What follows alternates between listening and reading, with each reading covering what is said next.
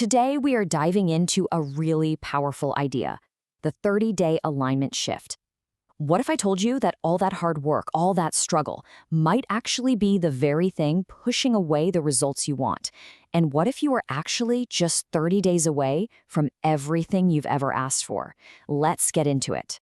I mean, listen to that promise. The idea here is that you are literally on the verge of manifesting your biggest dreams. The only catch, you have to stop doing this one thing, pushing against your own current. You see, the success, the love, the well-being you want, it's not something you have to go out and create from nothing. It's already here, lined up for you, just waiting for you to let it in. So why does it feel so hard so much of the time? Well, it's because most of us are creating by default. We're just constantly reacting to what's right in front of us, the number in our bank account, our relationship status, our job title. And this keeps us totally locked in a feedback loop, basically asking the universe for more of what we've already got, instead of deliberately choosing where we want to go. This leads to a fantastic metaphor for how this all really works. Let's start by looking at this default mode, the one most of us are in without even realizing it. We're going to call it the upstream struggle.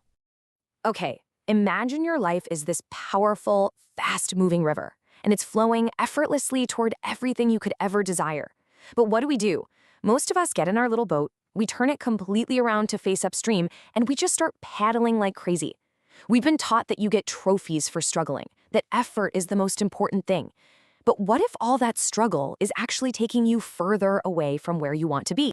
You can just feel the difference between these two, can't you? When you're paddling upstream, life feels like a constant battle. It's all resistance, justifying everything that's wrong, just feeling totally stuck.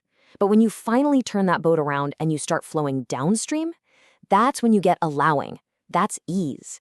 It's about reaching for relief and actually feeling good. The destination doesn't change, but the journey and your results are worlds apart.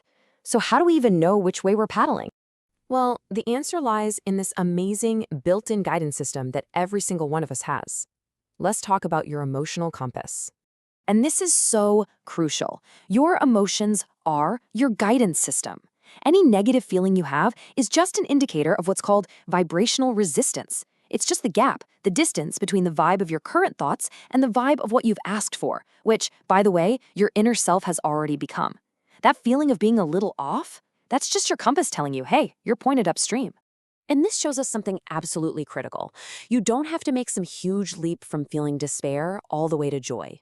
The real work is just to reach for a thought that feels a tiny bit better.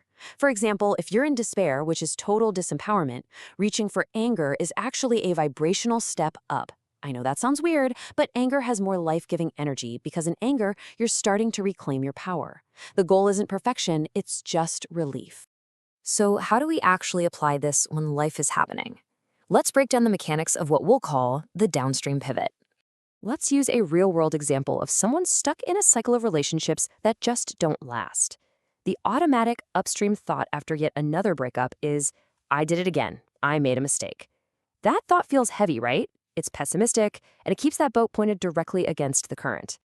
But now, look at the pivot. The downstream thought isn't some huge affirmation like, I'm going to find my soulmate tomorrow. No, it's something much softer, much gentler. It's okay to be where I am. Can you feel the relief in that? It's just a simple thought of acceptance. It doesn't solve everything at once, but it stops the frantic paddling against the current and allows the boat to just gently turn downstream.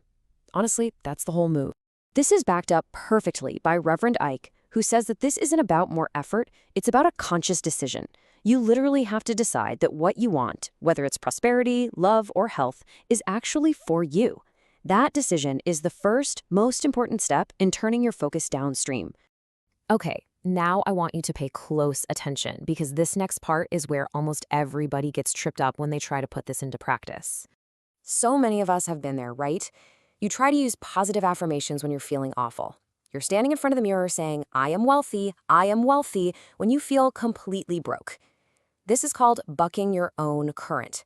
The affirmation is so far away from how you actually feel that your brain just rejects it and you end up feeling even worse than when you started. It's like trying to shout about how sunny it is in the middle of a hurricane. So if forcing all that positivity doesn't work, what does? Well, the key is to stop reaching for a positive thought and instead just reach for a better feeling thought. So here's your takeaway. Give this exercise a try today. Pick one area in your life where you feel a little stuck or frustrated. Now, don't try to fix the whole thing.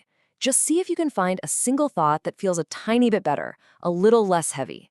Look for what the sources call a particle of relief. Your only job is to move the emotion first. The external stuff, the manifestation, that will always, always follow the feeling. You can think of it like this. Aligning your energy is just like tuning a radio.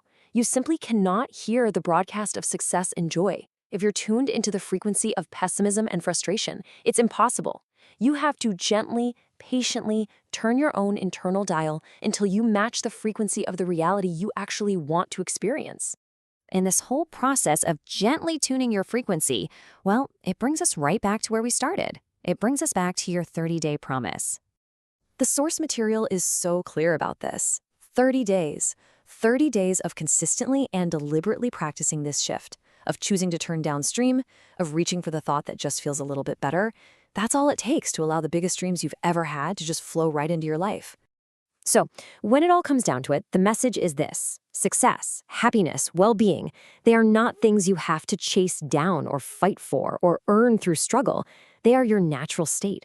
They're already in the stream, flowing right to you.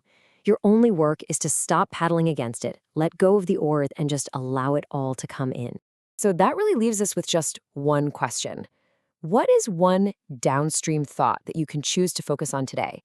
Just one thought that offers a little particle of relief. I'd love to hear it in the comments. And if you want to really master this way of living, make sure to subscribe for more practical strategies. Thanks so much for tuning in.